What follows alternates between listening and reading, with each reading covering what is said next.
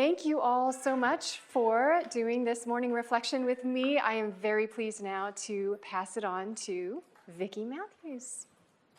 Thank you. Thank you, Anne. I have to share with you all, I think this setting of a learning collaborative, bringing people together from all over the state is really exciting. Anne and I, just yesterday, we met for the first time. We were standing in line at the food truck.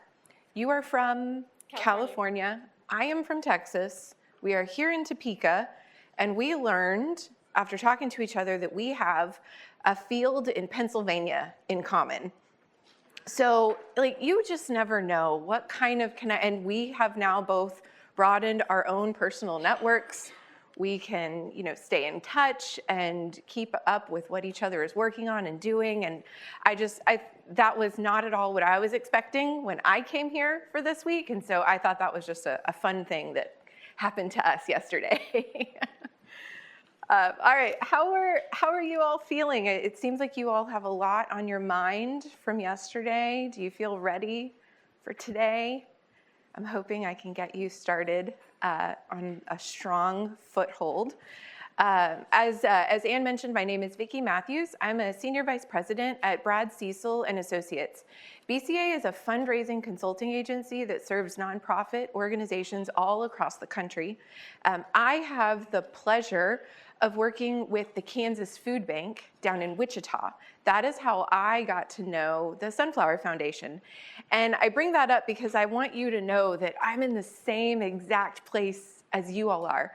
I'm helping my clients write proposals to the Sunflower Foundation, the Patterson Foundation, the Sunderland Foundation, the Kansas Health Foundation.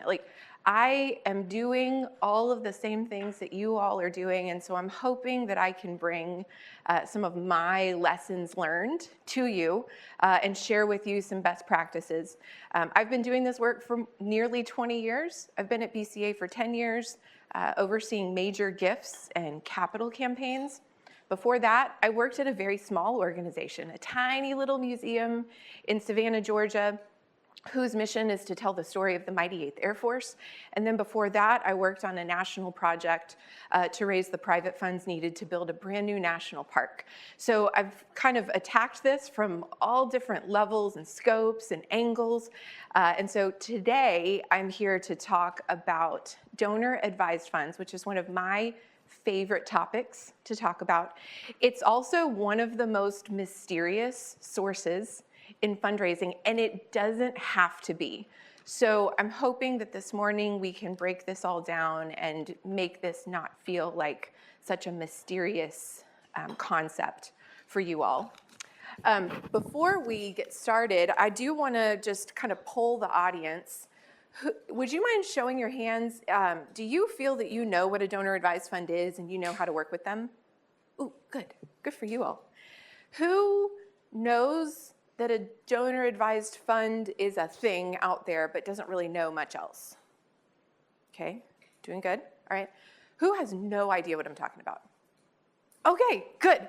We're gonna have a little something for everybody this morning. Now, those of you who raised your hand first, you are the overachievers and you get a gold star. I hope you'll just bear with me for a few minutes. I want us all to be working from the same foundation. So I'm gonna just go back and start at the very beginning about donor-advised funds for a couple of minutes. Okay. The very first donor-advised fund was started in 1931, so these are almost 100 years old. They've been around for quite some time.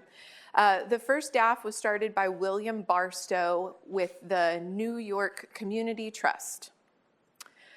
DAFs, the simplest way to describe them is that they're a charitable savings account. There are no distribution requirements for a donor-advised fund, which is one of the reasons that DAFs are under a lot of scrutiny right now. If you Google donor-advised funds, you're going to get a lot of people that have a lot of things to say and be critical of donor-advised funds, and hopefully we will dig into some of that this morning, and you will not feel so skeptical of DAFs. They provide philanthropic advising. This is a really fantastic way for philanthropists to feel that there's someone else helping them along this journey. It doesn't matter if your DAF is at your local community foundation, at your financial institution, at some other public charity. You have an advisor to help you make decisions. And if you've gone to the steps of establishing a DAF, you might be trying to make what is for you or your family a very big decision for a gift that you don't normally make. And so there is, that is a tremendous benefit of DAFs. They're also quite accessible. There are many organizations that will, the threshold for starting a donor advised fund is $5,000 or $10,000. Now there are some that are much larger, but in general, DAFs are a very accessible source for your charitable dollars. So this is a great visualization of how a donor advised fund works. So we're gonna follow for a minute our donor and his cute little necktie. We're gonna start with him. The very first step is to decide that you want to open a donor advised fund and what you're going to call it, and decide who is going to be your sponsoring organization. We'll talk about all of the different types of sponsoring organizations in a moment, but those are like a financial institution, a community foundation, places like that. Once you've decided where you're going to invest your DAF dollars, you actually make a contribution to your DAF. And there are a few very important things that happen in this transaction. This is the point where a donor becomes a donor advisor. They're giving their money to a sponsoring organization for their DAF, and they're giving away a small percentage, a 1 or 2% control over their dollars. That is because the sponsoring organizations, again, are there to walk alongside the donors. They want to help them to make sure that they're not giving their dollars away to something that is illegal or illicit. At the same time, when that transaction happens, the donor is making a statement that these dollars will only be used for charitable purposes. You cannot draw down from your DAF and put it back in your pocket. These are permanently earmarked for charitable purposes. The donor also receives an immediate tax benefit when they transfer those dollars into their DAF. This is so incredibly important. We'll talk about more of those details later, but understand that the transaction of a tax benefit only happens between the donor and the sponsoring organization at that point in time. They can never receive tax benefits again for those dollars. Similarly, once money is invested in a DAF, it can grow. It is invested like a regular savings account. It does earn interest. That interest is tax-free. So this is a really attractive option for some donors if they're looking to just park funds and let it grow. Again, all of those dollars have to be used for charitable purposes, and so that could end up being to the benefit of the nonprofit that they choose to support. And then the last step here is when the donor is ready, they recommend a grant from their DAF to a qualified organization. So that's in general how this works.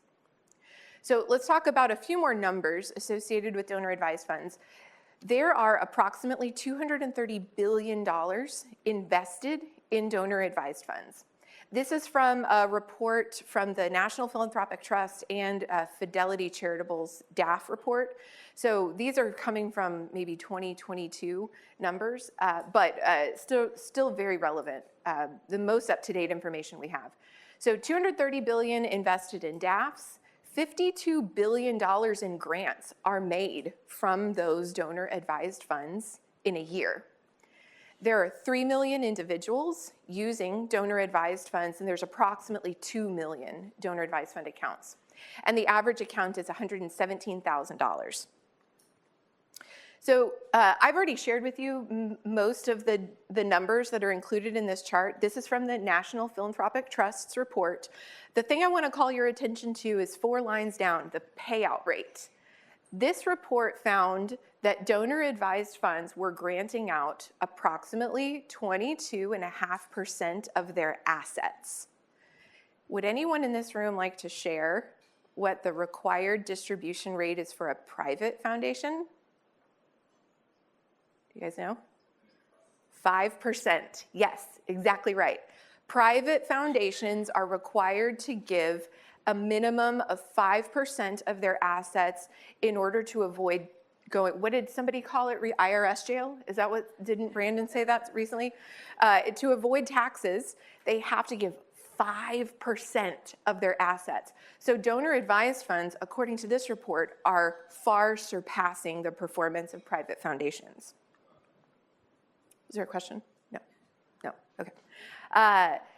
So this compares those two together. The first column is donor-advised funds. As I've mentioned, approximately $230 billion in assets. Private foundations have over $1 trillion in assets that they hold.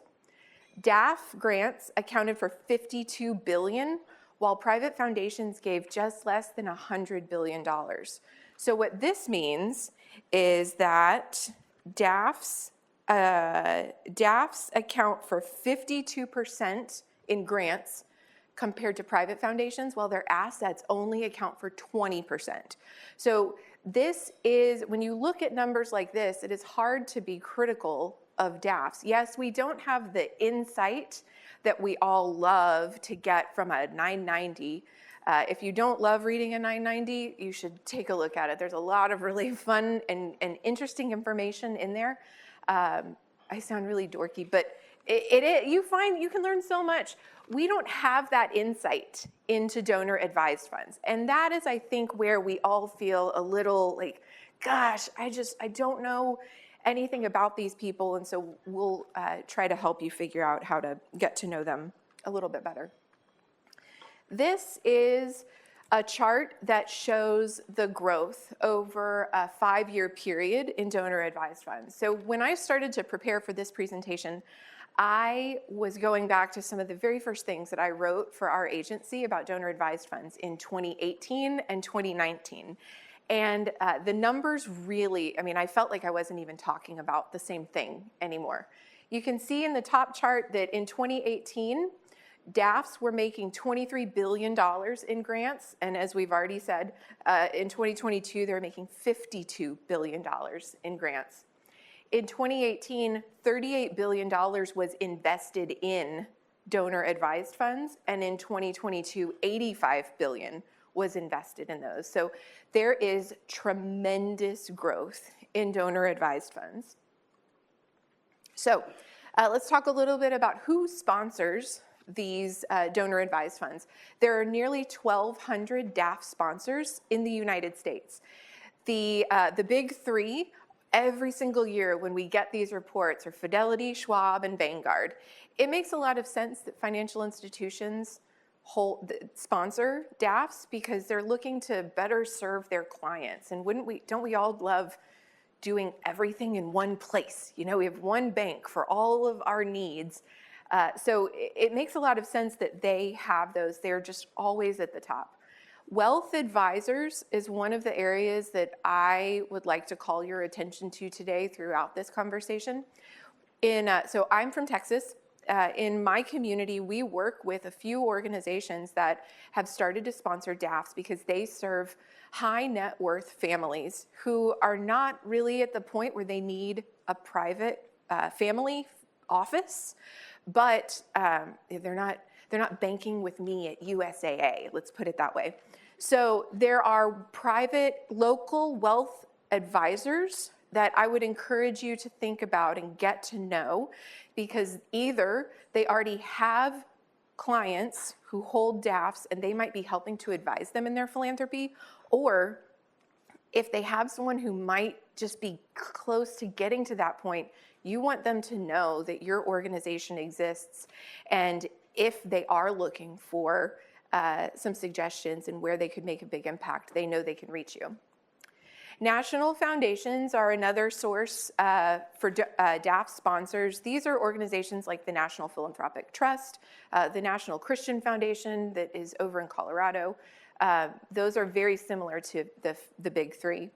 Local community foundations is the other place that we'll spend a lot of our time talking about today because it's accessible to all of us in this room.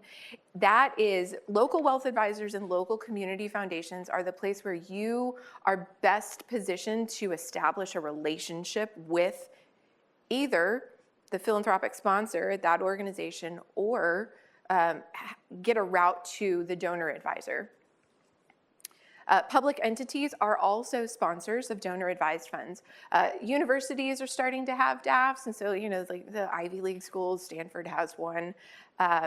Other single-issue charities like the Sierra Club also have donor-advised funds.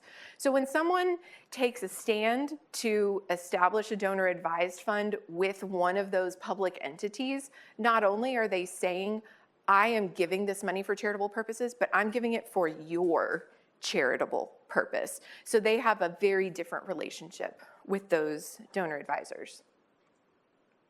All right, so let's talk about who uses DAFs. Right now, by and large, individuals and families are using donor advised funds for their philanthropy. 97% of DAF holders are individuals and families. I personally am of the opinion that private foundations are moving more in this direction. By moving away from a private foundation structure where you have your own nonprofit status, you have to fill out those 990s every year. You have to file with the IRS. You have all of the administrative expense of going through that process. If you move over to a DAF, you do not have that burden. And so I've seen in some of the 990s, which are so fun to read, I've seen them starting to make really big disbursements over to a community foundation, and that more times than not means that they're investing in their own donor advised fund. A few companies can use DAFs. I have not found a tremendous amount of research that would give me any kind of talking points to tell you who they are or how to work with them. But I do know that this is an option for companies. I feel that they're probably just starting to explore this option right now. DAFs are fantastic for donors who are new to philanthropy. If you've never had to decide where you want to make a contribution, I mean, you look at this room. This room is full of nonprofits that are all doing fantastic work. How can I, as a first-time donor, possibly make heads or tails out of where's the one place that I want to make a contribution? And so a philanthropic advisor is a really valuable tool for a new philanthropist. They can help them hone in on, okay, yes, everybody does great work, but what is meaningful to you? What is the type of impact you want to make in your community? Let's bring it in a little bit, and then we'll help you to identify some organizations that just do really great work and are fantastic stewards of your dollars. So it's a great option for donors who are new to philanthropy.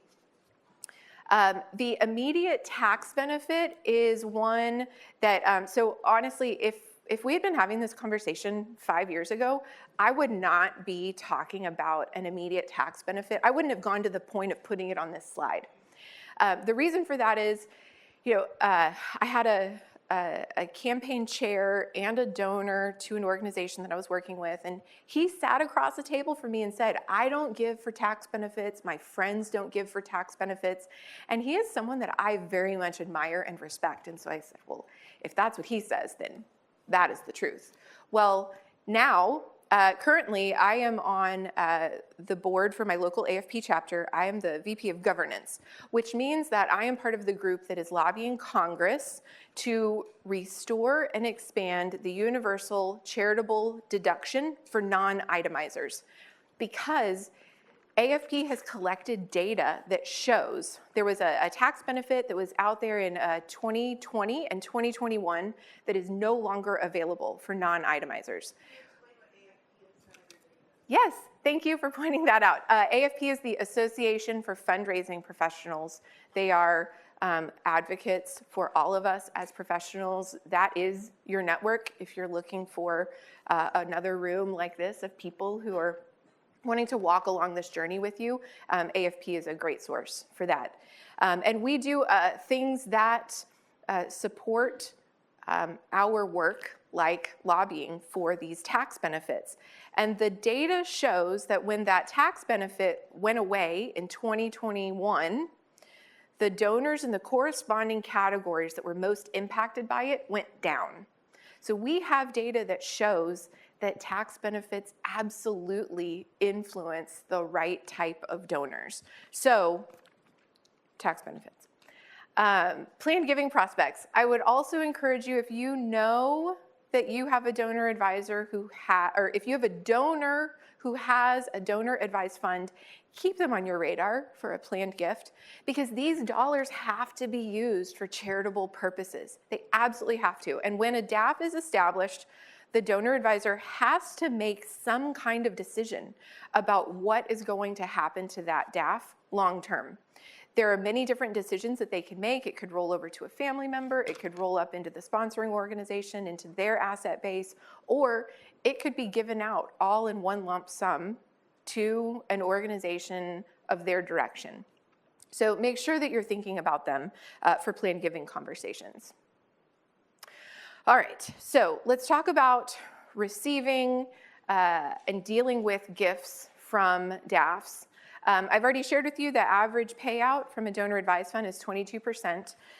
The DAF Research Collaborative has done a report, and they found that 59% of DAF gifts go to general operating funds, and 41% go to restricted projects. So this is just important in general to understand that this is a vehicle that doesn't favor one area of your needs versus another. It really goes back to the relationship you have with the donor and what are they looking for. In that same report, the DAF Research Collaborative found that less than 4% of donor advised fund gifts were made anonymously. That's another big criticism of DAFs. We don't know who these people are. We can't find these donors. How are we supposed to build a relationship with them? Well, this report is saying the exact opposite, that there are in fact very few donors who make anonymous gifts. And if you do have a donor who makes an anonymous gift, let's be grateful for that. Yeah, exactly.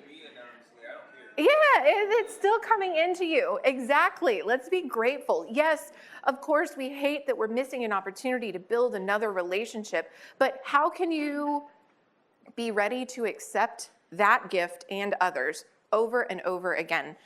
One of my clients, as an example, has a donor advisor who makes a tremendously large annual gift to them, and it is anonymous. Their staff cannot access information because the donor does not want them to know who they are. Now, they think that they know who this person is, and they think that they get donations directly from them another way. And so they're in the happy situation of being able to work both sides of the aisle here. But their relationship is with the philanthropic advisor. And they work with that person, and they make the best of it. They do the best they can with him. They recognize the limitations, but when he calls every year and confirms all of the information, they're ready, and ready to also ask what kind of stipulations there are or should be around that gift. So sometimes it's just going to be anonymous. Documentation. So when I was working on the very first big national project that I did in my career, I was the frontline everything. I opened the mail, I answered the phones, I did the database entry, I did all of the things. And so I understand how different the information is that you receive with checks that come in from donor advised funds. But please pay attention to the information that you are receiving from a sponsoring organization. In the best case scenario, they will send you a check that has an accompanying letter that says, this is a gift that was recommended by this donor advised fund. If you would like to recognize them, here is their address. If you have a relationship on your own with that donor, you might have their address even if the sponsoring organization doesn't share that with you. If you have the pleasure of just like killing it with data and spending all of this great time putting all of those pieces together, the sponsoring organization and your donor should be connected in your database, and you should be able to piece all of that together and send an acknowledgement letter. Acknowledgement letters that go to donor advisors and to sponsoring organizations for DAF gifts cannot have any tax acknowledgement wording in it. So a lot of times you'll have, like the little footer at the bottom of your letter that says, all of the things. That cannot go in here, but that doesn't mean you shouldn't be thanking them really, really well. My recommendation would be, if you know who the donor is, send them a letter and give them all of those details. Thank you so much for your incredible gift from your donor advised fund through the sponsoring organization.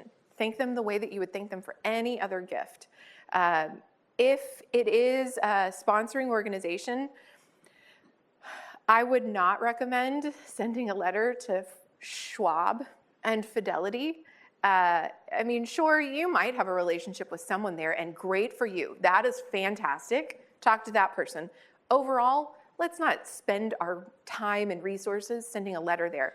But if you have one of those local wealth advisors or local community foundation where you know a philanthropic advisor that has some sort of participation in the DAF process, send them a letter and say, thank you for helping this donor advisor direct a gift to our organization. It means so much. You are such a valued partner for us. Let me go back up to documentation real quick. There's also a very specific way that you should be entering DAF gifts into your database.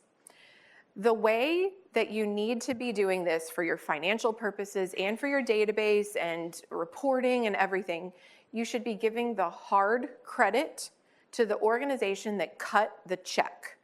So let's say that I have sent a gift to the local homeless shelter. They get a check from the Topeka Community Foundation, from the Vicki Matthews Donor Advised Fund. The Topeka Community Foundation gets the hard credit in your database because they're the ones that wrote the check. So if your CFO is coming back to you and saying, I need to figure out where this check came from, you should not be looking for a check from Vicki Matthews. You should be looking for a check from the Topeka Community Foundation. And then I, as the donor advisor, I made that gift happen. I influenced it. The only reason that that check was written is because of action that I took. I get the soft credit for that gift. That's sometimes a lot of details packed into one little statement. Are there any questions about or clarification that anyone needs for that process? Yes? Oh, we'll wait for Mike. Name and organization. Jonathan Sublett at Cent Inc. I want to thank you for that because I never knew that before, as we get checks from community foundations and stuff of that. And so straightening that out really helps. A lot of what you're saying so far requires really a great knowledge of money and finance. And I come from an environment where that knowledge just doesn't exist. So how do us who maybe come from under-resourced neighborhoods and currently serve still in under-resourced neighborhoods get to the point of just being able to explain? I loved like what you've shown so far, but how to explain this to our boards, especially when a third of my board has to live in my neighborhood, and they're coming to visit my pantry. They don't have money to go into a DAF.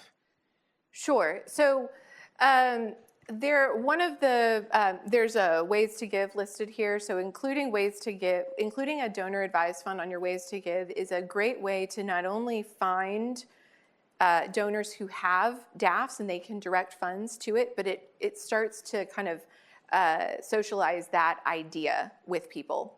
I would recommend that this is not a job that should be on your shoulders to educate people that this is a giving vehicle that they should be investing in. I would partner with a local community foundation. Let them be the experts. Make sure that you're not putting more on your shoulders, and find the true experts that not only can explain this, but actually can advise and participate in the next steps. If someone says, I'd like to set this up, they're ready to help them do that. So I would encourage you to find a partner, and that visualization at the beginning of this that I found, that's from Donor Search. That is out there in the world. It's in this presentation. You will get access to it. And so, I mean, if you sat on my my fundraising presentation yesterday, you know that I borrow from really smart people. I borrowed from Donor Search because I think they're really smart about that. And so see if there are some other good ways to break down something. This is not meant to be overwhelming at all. So I think that visualizations like that are a nice way to kind of start that conversation. Thank you for that question. Yes, ma'am. Oh, hang on. We'll wait for a microphone. Thank you. Jonathan, thank you for mentioning that. I think that one of the challenges for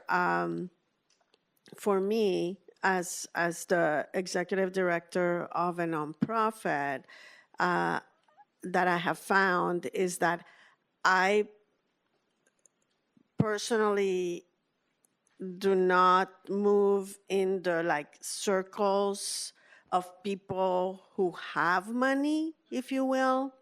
And so a lot of the funding and a lot of the gifts depend on the relationships that have been built by people who are wealthy. Yes. And so part of the challenge has been, how do you have access to have conversation, to get to meet the people, or how? And that's one place where I think we need more information or more ideas, or, how do we get access when we have never had it, or, we don't necessarily are, rubbing shoulders with in a social circle with people who are wealthy and are willing to give money.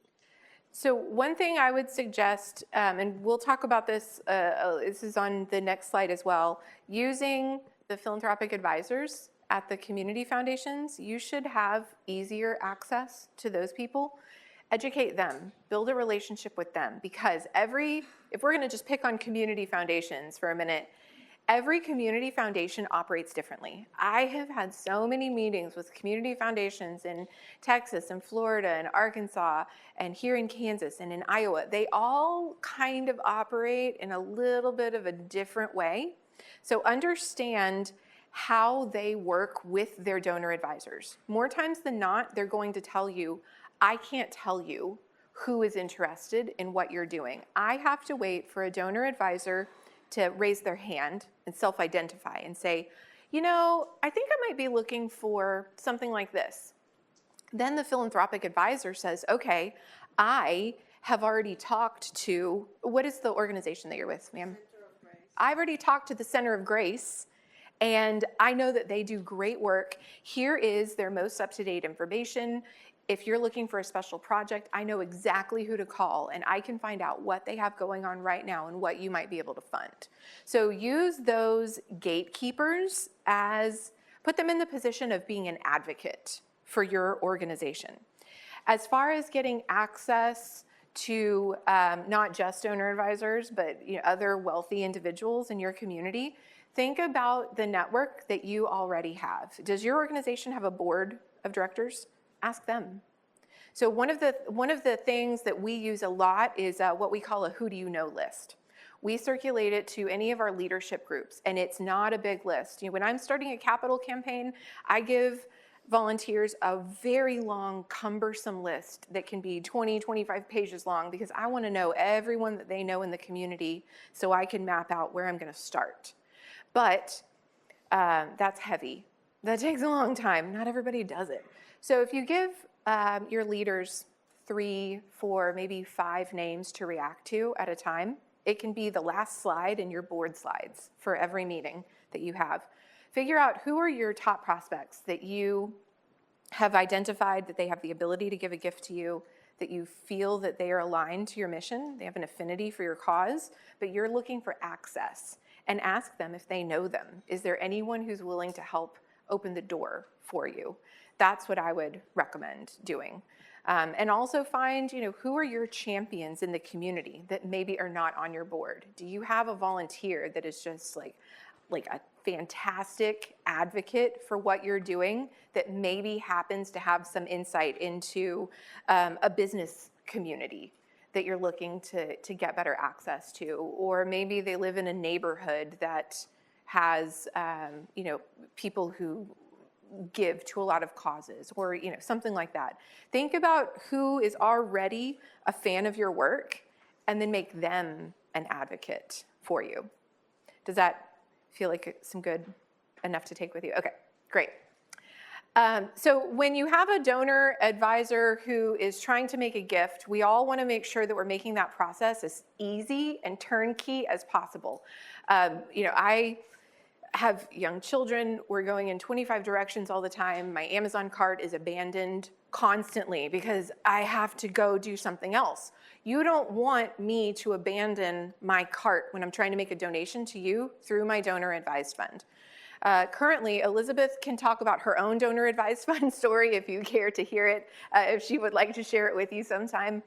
Right now, for the most part, donor advisors the burden is on them to go through their sponsoring organization, log on, fill out all the paperwork for the organization that they want to support. You are not part of that process. But here are 3 widgets that are basically like plugins for your donation page that make that process more seamless than it currently is. So DAF Pay, DAF Widget, and DAF Direct, it's all just different products. So they're offered by someone else. They have little, differences between them. But what happens is it's a little plugin on your online donation page, and if someone has a DAF, they click on it, and they are taken to a little drop-down menu that says, where is your donor advised fund held? Who sponsors your DAF?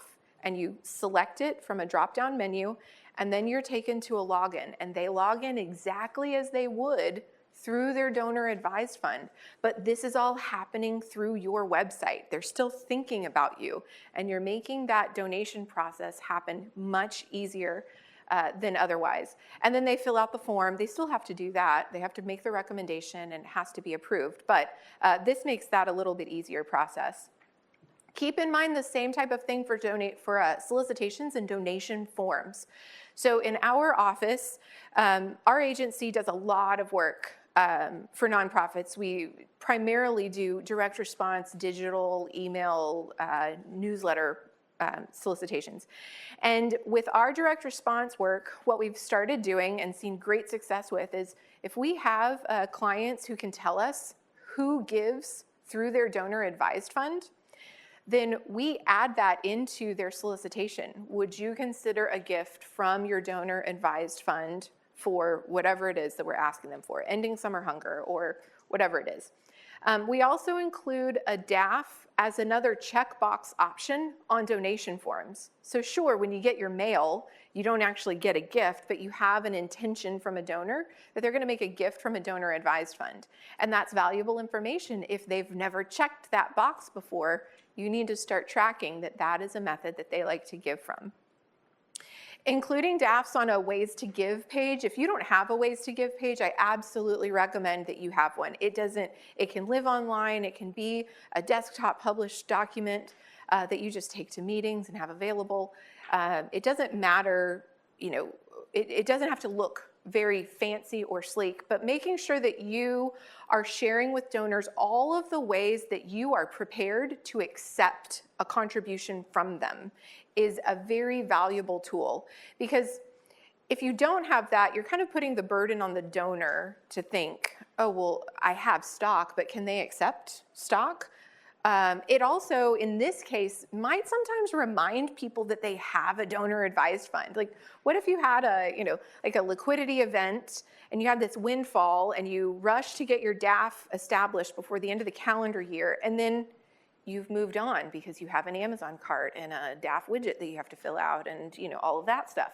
So if you remind them that you can accept gifts from a DAF, there are donors who realize that that's something that they can do, and knowing that you're prepared to accept that makes that transaction easier for them.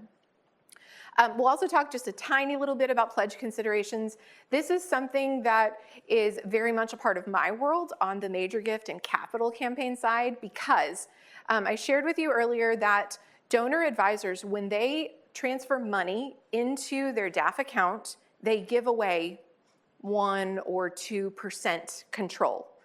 What that means is that they cannot promise how those funds are going to be used now or in the future.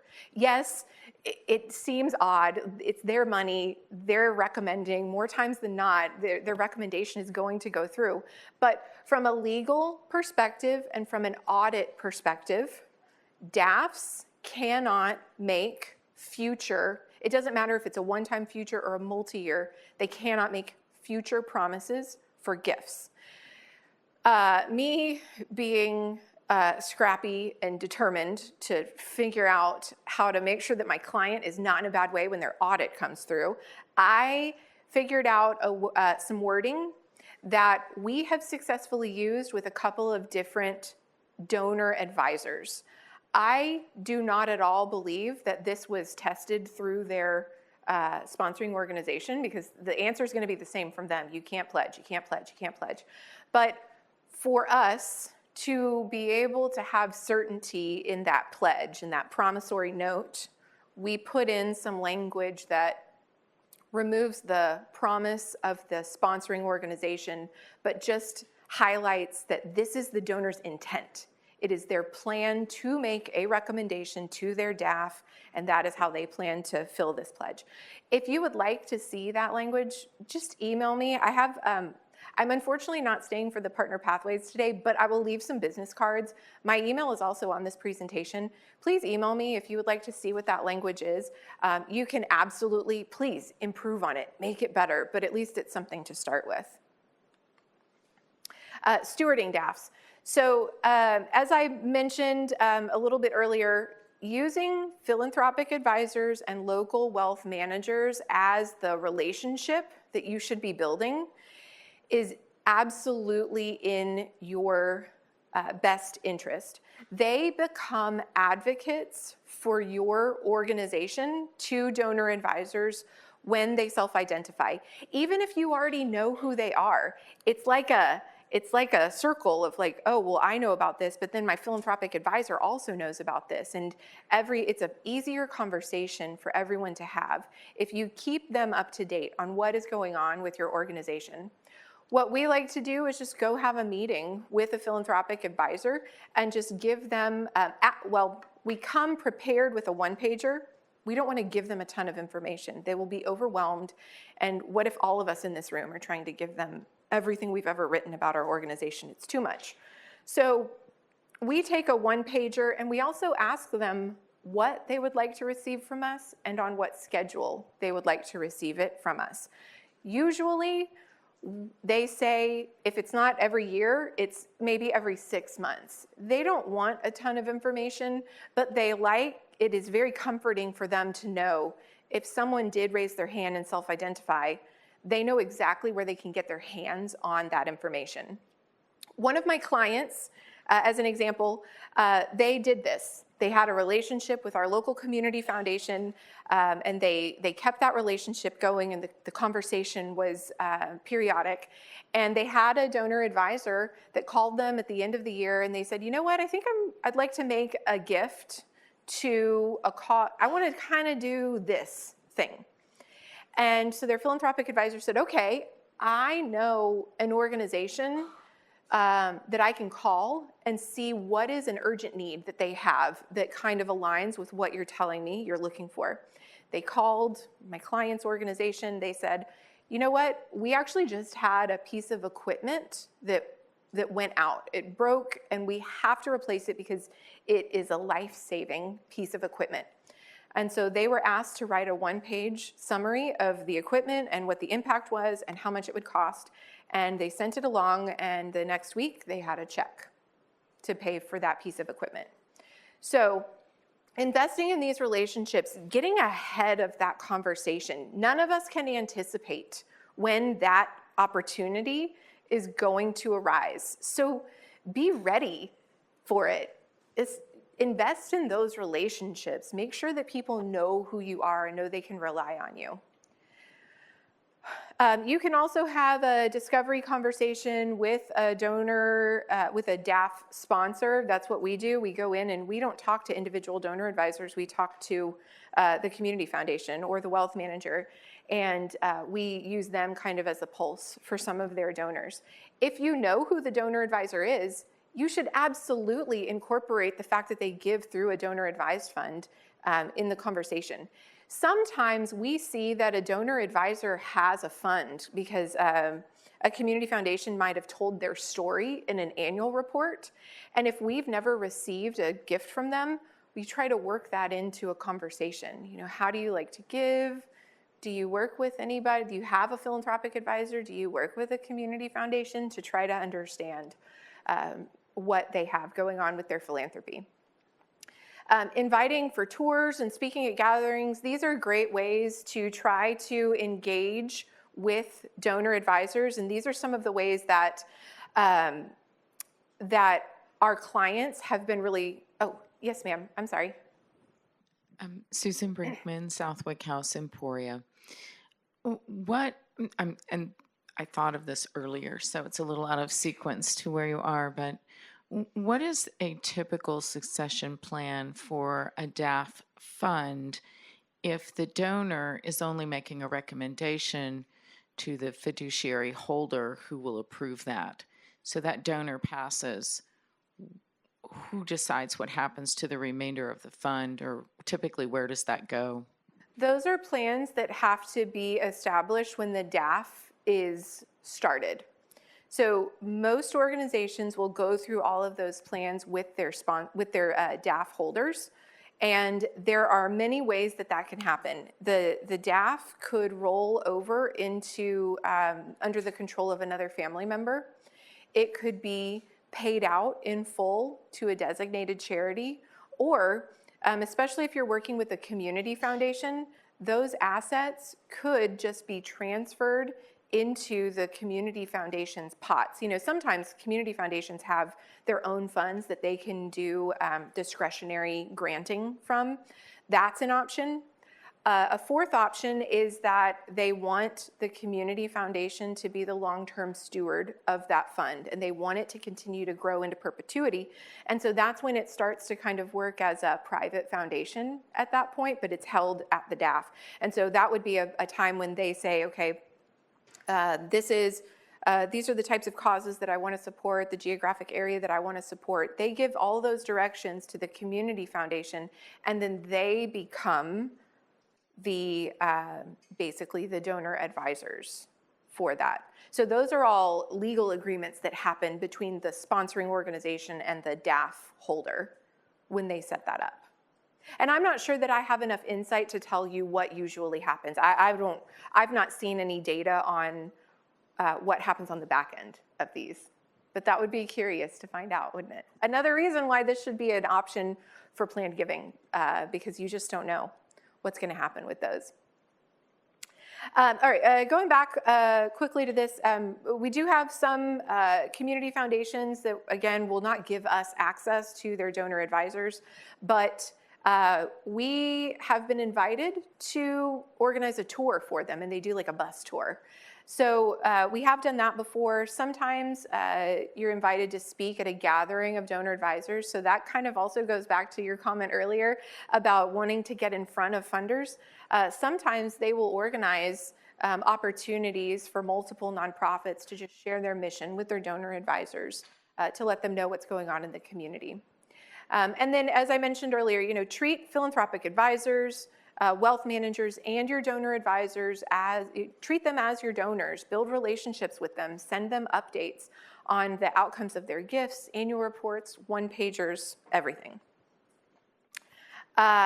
If you all don't mind, just for the sake of time, I'm going to skip over this, but you can read it in the presentation. Resources. If you sat in on my fundraising fundamentals presentation, you know that I love providing resources and things that are accessible for all of you. So these are all things that you can access for free. And if you want to dig more into this topic of donor advised funds, these are places that I go to. These are resources I rely on. CFRE is always a great source for anything fundraising related. That is a certified fundraising executive. I'm a CFRE. I have been since 2018 and rely on these resources quite a bit for the continuing education hours that I need to get. Free Will is a fantastic source for webinars and things like that. They offer, they do primarily planned giving, but they actually spend a lot of time on donor advice. Oh, yes, ma'am. That is so dark we can't read it. I'm sorry. It is, I believe in the PowerPoint. It is perhaps in the doc. I'll make sure that you have one that is white and that is more readable. I'm sorry. That you're right. That is very dark. And I'll add, we'll have a PDF version of these slides that will have hyperlinks to each of these resources for you as well. So the top one does say CFRE Education Finder, and these are all linked, so you don't have to Google them. You can go directly to them. The second source is Free Will. That's an organization that does planned giving, and they also spend a lot of time talking about donor advised funds and doing their own studies. So they do webinars all the time that you can access. The next link is the Council on Foundations. If you're trying to learn who are the community foundations that you want to be reaching out to, you can access that list here. The next link is the Kansas Association of Community Foundations. So if you want to dig into what's going on here in your state, those are all listed there. The next three are just links to the studies that I referenced for some of the content for this presentation. So if you'd really like to dig into what Fidelity Charitable had to say in 2024 or the National Philanthropic Trust, those links are there. Daffy Duck is a new product that is kind of out there. So actually, Jonathan, that is a fantastic resource for you. If you're trying to explain donor advised funds to someone, Daffy Duck is not a resource for us as fundraisers. It is a resource for donors. So if you want to open a DAF, you can get the information here. If you want to make a gift from your DAF, you can get the information here. So that is more for donors, but there's a lot of training and education that's available there. And then DAF Day. There's an organization called Chariot that is kind of new to this space, and they're hosting the very first DAF Day on October 10th. I have no concept of how this is going to go, but think of it as like Giving Tuesday, you know? It's one day that is dedicated to DAF giving and trying to focus the conversation on these vehicles. And so you can access a ton of resources that they've created if you would like to participate in that.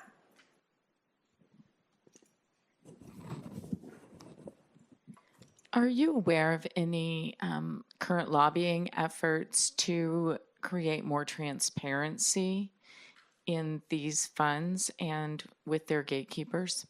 Yes, this is a very hot topic of conversation.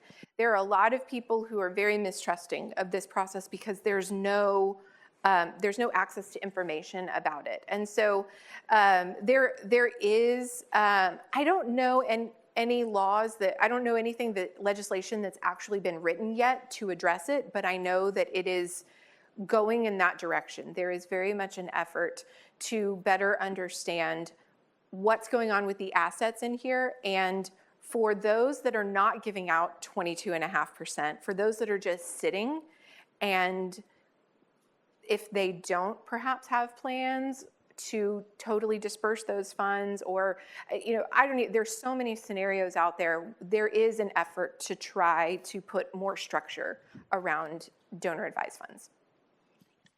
Yes. Hi, Addison Shockley with Ready for Good. I've got a 3-part question. So they all kind of go together though. So the first one is, you mentioned reaching out to CPAs, wealth advisors, community foundations. Would you rank those in terms of like the best ones to start with? Or are they all good, kind of depending on what's close to you? Flip it. Community foundations, wealth advisors, CPAs. Got it. And then what's the rationale for reaching out to CPAs? And then how do you reach out to these people? Do you email them? What are some nuts and bolts sort of suggestions for, do you request an in-person meeting and then bring a one-pager? Is it, a cold email introduction with an attached one-pager about your nonprofit? Like, what might be a good starting point for trying to build the connections initially? So your second question, why would you go to CPAs? So CPAs have access to people, and they are advising them on, in general, what to do with their money. And so often, how many people have you heard say, I talked to my accountant and I have to make a gift. I have to get ready for taxes before the end of the year. And so since they have that kind of relationship with their clients, it is a good idea to have some general awareness with them in case their client says, I'd like to make a gift to, the zoo or the homeless shelter or the food bank. They already have that information. They're not in the business of having those conversations as often as community foundations are. So that's why I would rank them at the bottom. Reaching out to them individually will seem heavy and tedious, and it's a bunch of cold calls. One strategy that we use, although it's on the planned giving side, it's still to this group of people. And we actually have successfully held like a breakfast or a lunch for that community. So we find one person that has access to all of them, that's a member of that community, that can kind of be the champion for that event and that effort. And they help us to reach everyone in that network and bring them in, and we pitch them our organization. We give them the tools that they specifically need. So for wealth advisors and CPAs, they would probably want to know, what's on your Ways to Give page? How can my clients make a gift to you? The one pager about your organization. And maybe when you stop and think about it, what are a couple of other things that you might want to include in there? An impact report, your annual report, something like that. But those are some of the more common tools that you would want to take to a meeting like that. And think about who you know that could get you that introduction. And maybe you start with a meeting with a one-on-one person that then eventually gets to a larger breakfast meeting like that. Yes. How much of these funds are available in Kansas? You started with the total dollar amount in the nation, and then you said that most of that money is held in the big three. Mm-hmm. But we've spent most of our time talking about community foundations. So I'm trying to determine how to spend my time as an executive director. I'm Brenda Bandy with the Kansas Breastfeeding Coalition.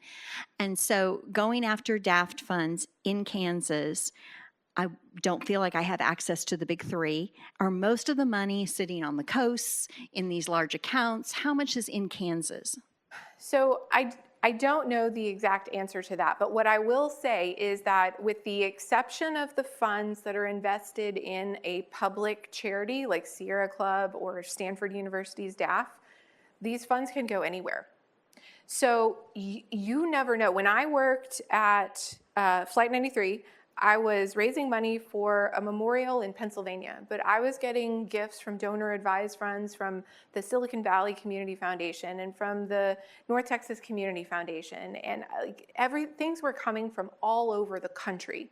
So just because it's held at a Schwab, Fidelity, or Vanguard doesn't mean it's accessible to you. It's a matter of paying attention when a gift comes in. So you should not be trying to reach out to Fidelity, Schwab, and Vanguard and start a relationship with them. You should just be paying attention when those gifts come in, when your donor advisors are using an account from them, just so that you know where they are. The best place for you to spend your time as an executive director is with local wealth advisors and community foundations, because that's where you can actually get a real live person and get a relationship with them.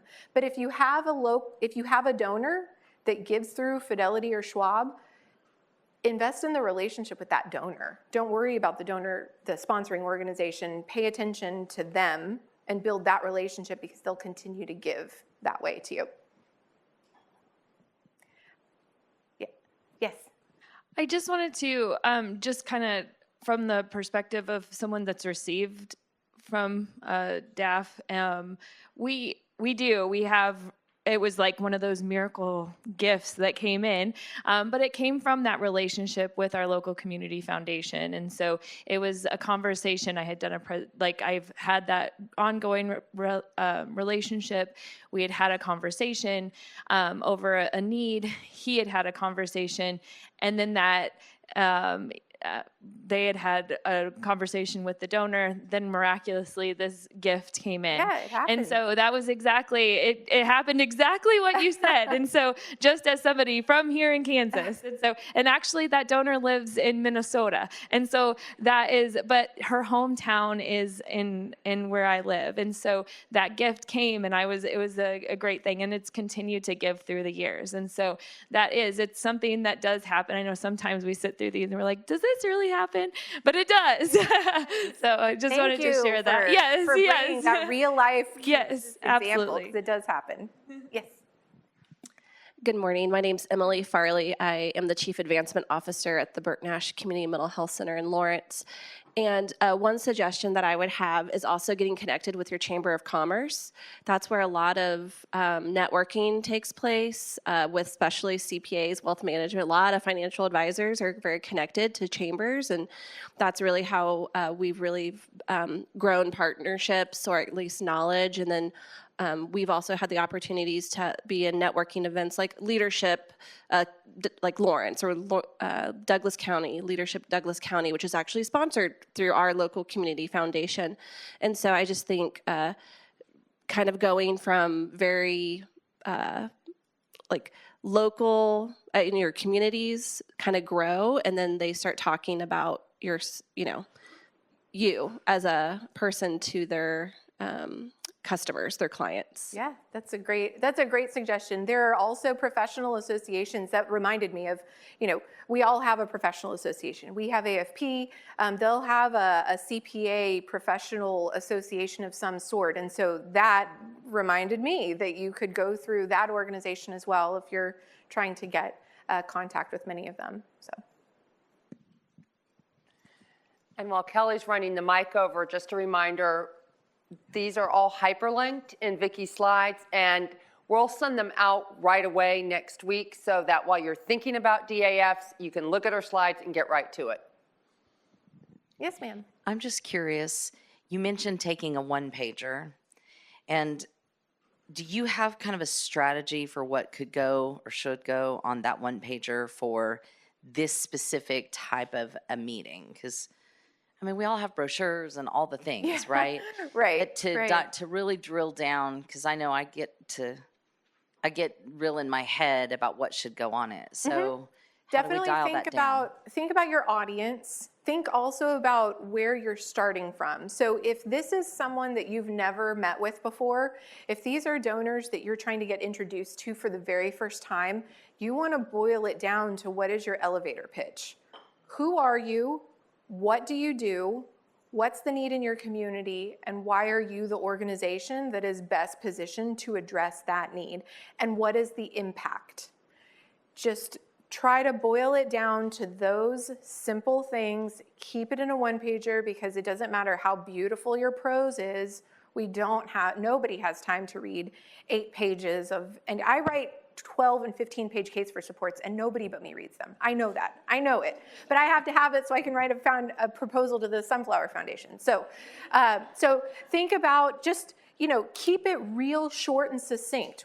If you only have, 2 sentences to say about each of those things, what is it? And at the end of it, are you bringing your impact all the way back up to where you started? That's what I would recommend. Yes. I stabbed her with my nail. I'm Danielle Thompson with CASA of Sedgwick County, and I wanted to kind of piggyback off of the chamber because we've joined the chamber. We've joined WIBA, which is Wichita Independent Business, but we also joined BNI, which some people shudder at BNI, but it has been such a great resource, such a great funding resource, and almost every single BNI chapter does have a wealth advisor where you get that one-on-one connection. And if they don't have a current nonprofit, you can join for free for the first year. So it was a zero investment that has had such a big payback. And you start, just that one wealth advisor, you start establishing that relationship, and it can help you build on others. That's a fantastic suggestion. BNI is a business networking international, so they have different chapters, and each chapter can only have one of each type of business. So it's a little more exclusive, but it's been a great resource for us. So there's some nationwide if you're in a community big enough to have one. Great. All right. Last call for any last questions. If not, please join me in thanking Vicki.